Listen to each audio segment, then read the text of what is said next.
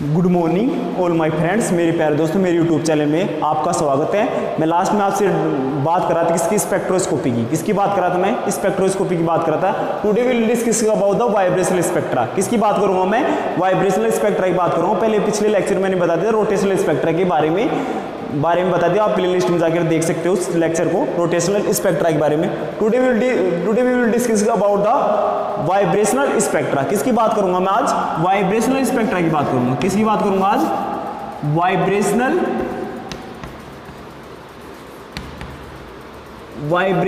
Spectra की बात करूंगा आज। किसकी बात करूंगा मैं आज? Vibrational spectra. वाइब्रेशनल स्पेक्ट्रा क्या होता है? वाइब्रेशनल एनर्जी में एनर्जी लेवल अपने को ट्रांजिशन मिलते हैं। किसमें मिलते हैं? वाइब्रेशनल एनर्जी लेवल अपने को उसमें ट्रांजिशन मिलते हैं। किसमें? Vibrational spectra. वाइब्रेशनल स्पेक्ट्रा दो प्रकार के होते हैं। कितने प्रकार के होते हैं? ये भी दो प्रकार के होते हैं। वाइब्रेशनल स्पेक्ट्रा कितने प्रकार के होते हैं? दो प्रकार के वाइब्रेशनल स्पेक्ट्रा होते हैं। एक होता है अपना SHO और दूसरा कौन सा होता है अपना? AHO। कौन सा होता है? AHO। एक कौन सा होता है? SHO और दूसरा कौन सा है? AHO। इसको क्या बोलते हैं? इसको बोलते हैं सिंपल हार्मोनिक ऑसिलेटर। क्या बोलते हैं इसको? Simple harmonic oscillator. क्या बोलते हैं इसको? Simple harmonic oscillator.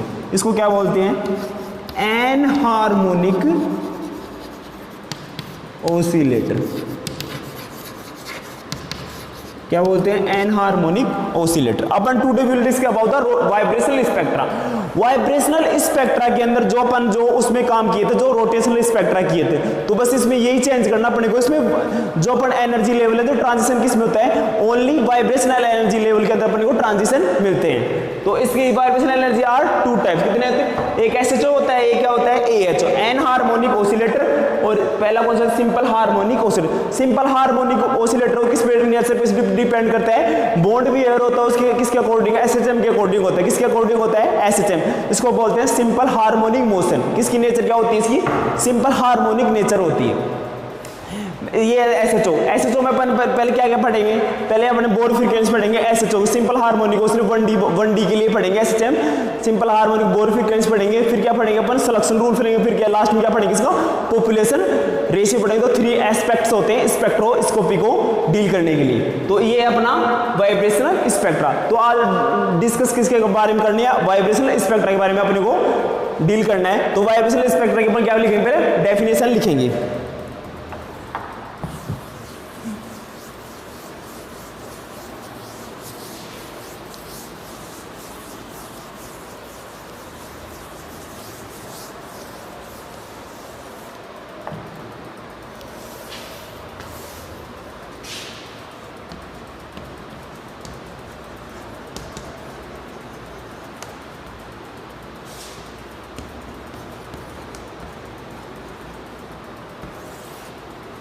इसकी डेफिनेशन है वाइब्रेशनल स्पेक्ट्रा की।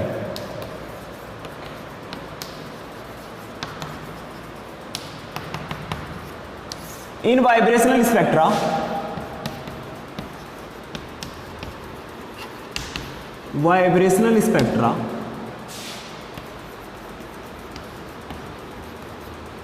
In vibrational spectra the transition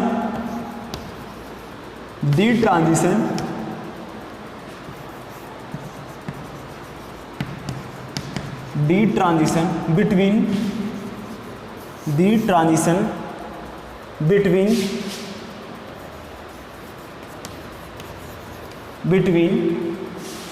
vibrational energy level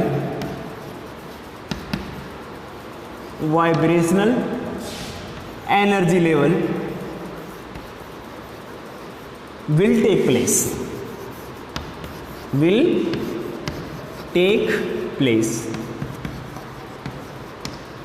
अपने किसमें प्राप्त होते हैं? वो वाइब्रेशनल एनर्जी लेवल के अंदर प्राप्त होते हैं इसके ट्रांजिशन। तो मैंने इसकी डेफिनेशन क्या लिखा है? In vibrational spectra the transition between vibrational energy level will take place. अब इसके नेक्स्ट में बात करूं तो वाइब्रेशनल एनर्जी लेवल में पढ़ने को प्राप्त होते हैं। अब इसकी बात करूं तो spectra is study in all phase. Spectra in study in all phase. Spectra is study, spectra is studies in all phase, all phase, solid, liquid और गैस। किस में पढ़ते हैं इसकी स्टडी? किस में? ऑल फेज के अंदर अपने किसकी स्टडी कर सकते हैं? किसकी? वाइब्रेशनल स्पेक्ट्रा की। किसकी बात कर रहा हूं मैं? वाइब्रेशनल स्पेक्ट्रा किसकी? ऑल फेज के अंदर अपन स्टडी करते हैं। ये इसका जो वाइब्रेशनल स्पेक्ट्रा किसके अंदर पढ़ा जाता है? मेनली पढ़ा जाता है इंफ्रारेड स्पेक्ट्रोस्कोपी। इसकी टेक्निक कौन सी होती है? इंफ्रारेड स्पेक्ट्रोस्कोपी के अंदर पढ़ते हैं। किसके अंदर पढ़ते हैं? इंफ्रारेड स्पेक्ट्रोस्कोपी के अंदर अपन इसके बारे में डील करते हैं। इंफ्रारेड स्पेक्ट्रोस्कोपी के अंदर अपन इसके बारे में डील करते हैं। इन दी infrared reason, in the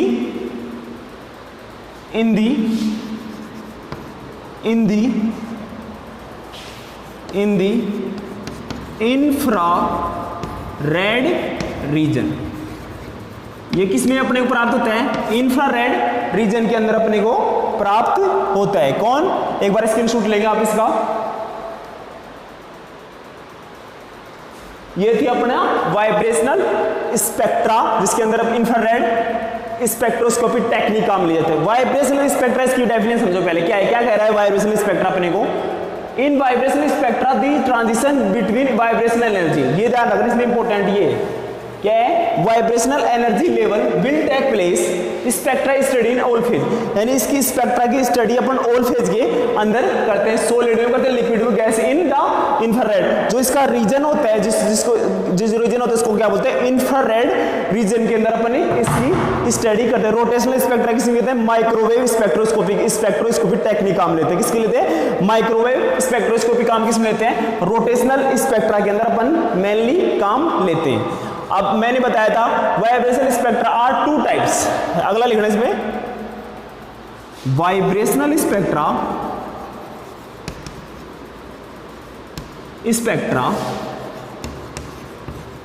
are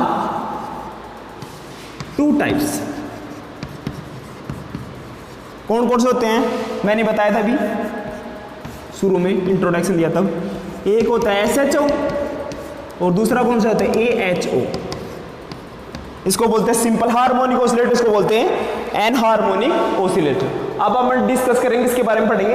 SHO simple harmonic oscillator के बारे में डील करेंगे। सिंपल हार्मोनिक ऑसिलेटर अपने को क्या बताता है? एक बार स्क्रीनशॉट लेंगे आप इसका।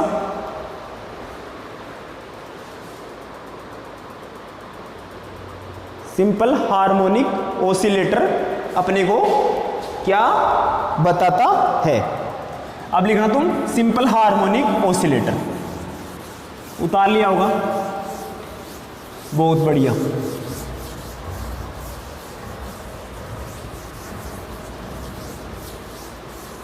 अपना वाइब्रेशनल स्पेक्ट्रा चल रहा है, जिसके अंदर चलेगा जो जिसका नाम है simple harmonic oscillator. Simple harmonic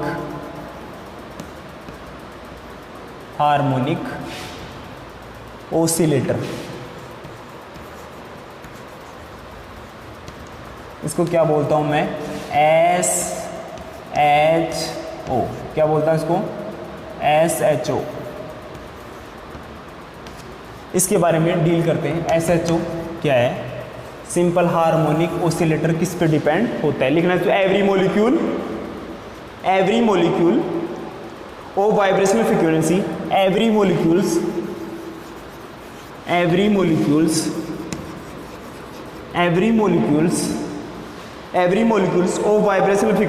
of vibrational frequency frequency,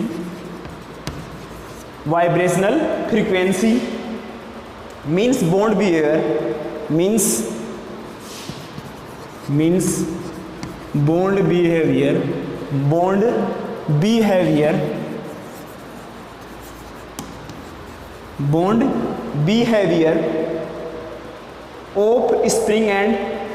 of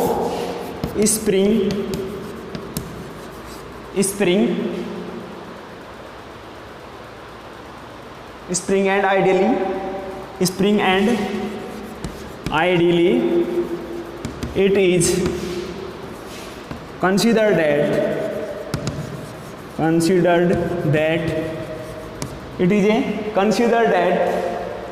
vibrational motion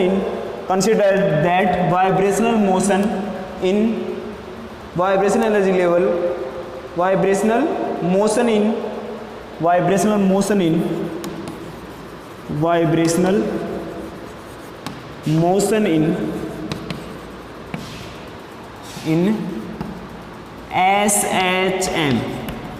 SHM को लिखना सिंपल हार्मोनिक मोशन। क्या बोलते हैं इसको?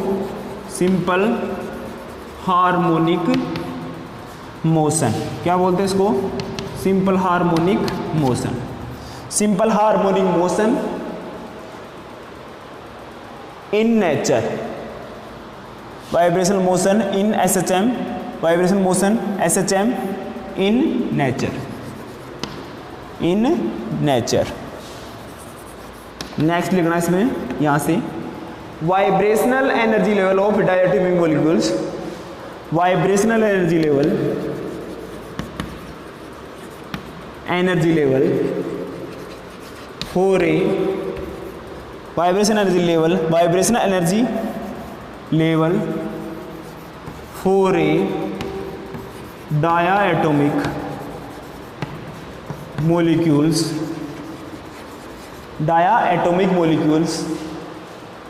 are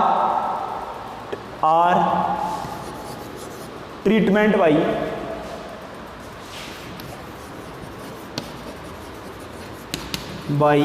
SHO। ऐसे तो तुम जानते हो सिंपल हार्मोनिक मोशन के लिए ट्रीटमेंट किया जाता है SHO। तो En बराबर क्या होता है इसमें? En बराबर होता है n प्लस 1/2 H न्यू। ये ध्यान रखना बस, ये इंपॉर्टेंट है इसमें। क्या होता है? n plus 1/2 H new. ये क्या है? बोर फ्रीक्वेंसी के अंदर काम में लेते हैं। n बराबर n प्लस 1/2 H न्यू। ये किस में आता है अपना? ये आता है जूल में। इसमें आता है जूल में। और न्यू बराबर क्या होता है? 1/2 pi under root K upon mu.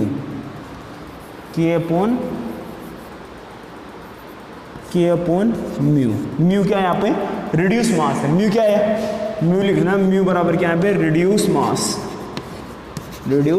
मास। अब इसके बारे में इसका वो पढ़ेंगे, क्या पढ़ेंगे? Selection rule. ये क्या? 1/2 under root K upon mu. एक बार स्क्रीनशॉट लेंगे आप इसका।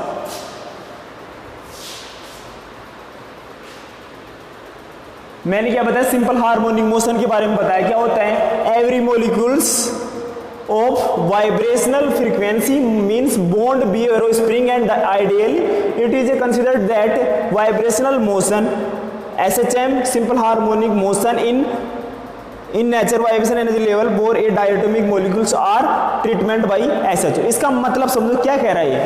वाइब्रेशनल स्पेक्ट्रा SHO क्या कहते हैं? एवरी मॉलिक्यूल्स, एवरी मतलब स्प्रिंग होते हैं। जैसे स्प्रिंग ओपन खींचते हैं, ए मैंने बी मान लिया। ये मैंने क्या मान ली? ये मेरी क्या है? स्प्रिंग है। ये मान लिया ए और ये क्या है? मेरी बी है। तो इसके जो बॉन्ड बिहेवियर, इसको बॉन्ड खींचेंगे ना तो बार बार खींचेंगे तो बॉन्ड में अपने बिहेवियर चेंज होता है। उसको ट्रीटमेंट किसके द्वारा? SHO के द्वारा किया जाता है। इसमें सिंपल हार्मोनिक मोशन की मोशन रिएक्टिव होता है। तो इसमें बॉन्ड में डिसोसिएशन हो जाता है, बॉन्ड में बदलाव आ जाता है। तो किसके कारण आता है? सिंपल हार्मोनिक मोशन के कारण आता है। तो उसका ट्रीटमेंट SHO करता है। जो अपन बार बार स्प्रिंग का एग्जाम्पल लिया है इसके अंदर, ठीक है? ये स्प्रिंग लिए, अब लिख लिया होगा आपने सभी ने। अब मैं जिसकी बात करूंगा सिलेक्शन रूल किसके अंदर, SHO का।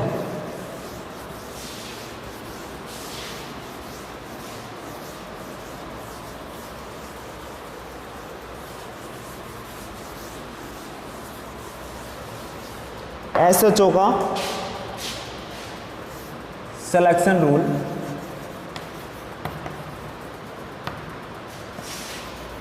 Rule for vibrational spectra.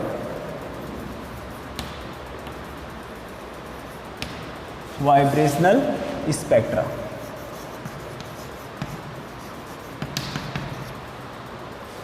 Selection rule कितने प्रकार के होते हैं? सिलेक्शन रूल 2 प्रकार के होते हैं। एक होता है, पहला कौन सा होता है, ग्रॉस ओवर सिलेक्शन रूल, और दूसरा कौन सा होता है, स्पेसिफिक सिलेक्शन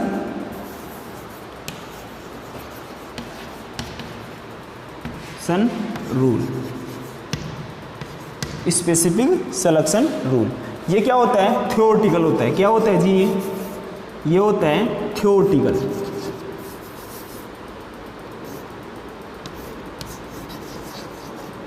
चल क्यों नहीं रहा, क्या होगा इसकी, ये क्या होता है अपना, इसको लिख लेना इधर, क्या होता है theoretical gross over selection rule.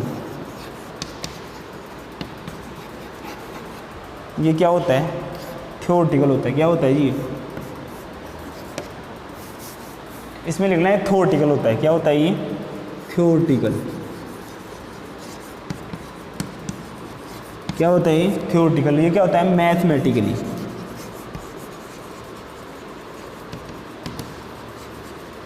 क्या होता है ये, मैथमेटिकली होता है। मैथमेटिक्स आती है इसमें काम, मैथमेटिक्स होता है। स्पेसिफिक सिलेक्शन डेरिवेशन में काम आता है। Specific selection rule most important है। सिलेक्शन रूल्स कितने प्रकार, 2 प्रकार के होते हैं, ग्रॉस ओवर सिलेक्शन रूल और दूसरा कौन सा है, specific selection rule. Very good, बहुत बढ़िया।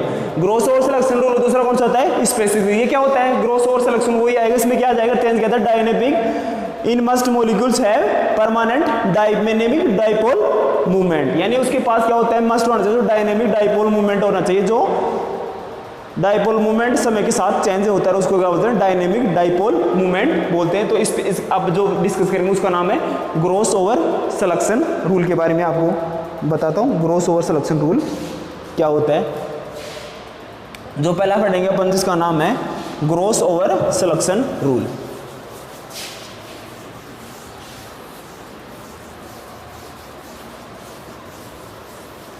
पहला जिसके बारे में पढ़ेंगे उसका नाम है, क्या नाम है, ग्रॉस ओवर सिलेक्शन रूल।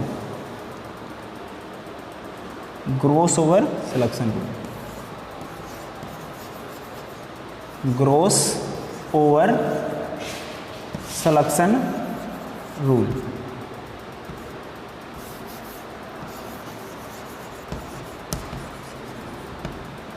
ये क्या होता है, थ्योरेटिकल होता है। ये तो बता दिया मैंने शुरू में। इसमें लिखना molecules have for a molecules to be for a molecule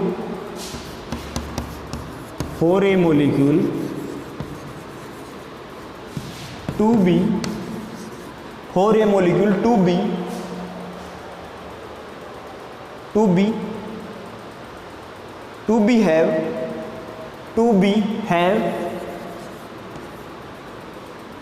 have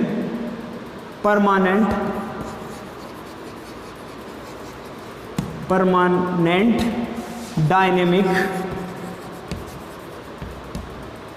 dipole moment for a molecule to be having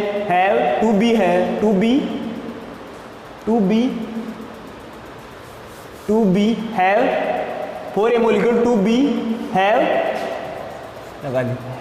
permanent dynamic dipole movement. यानी उसका परमानेंट डायनेमिक डाइपोल मूवमेंट होना चाहिए। परमानेंट डायनेमिक मूवमेंट का मतलब क्या, जो डाइपोल मूवमेंट चेंज होता रहे टाइम के साथ। जो डायनेमिक डाइपोल मूवमेंट का अर्थ होता है जो टाइम के साथ चेंज होता है उसको क्या बोलते हैं, परमानेंट डायमंड मूवमेंट। डायनेमिक यानी जो समय के साथ चेंज होता रहेगा, यानी टाइम के साथ चेंज, उसको क्या बोलते हैं, डायनेमिक डाइपोल मूवमेंट। अब इसके अंदर लिखना है एग्जाम्पल कौन कौन से आते हैं जिनका डायनेमिक, जैसे HCl आ गया, कौन सा आ गया, CO2 आ गया, CO आ गया, और कौन सा आ गया, NH3 आ गया, और SF6 आ गया,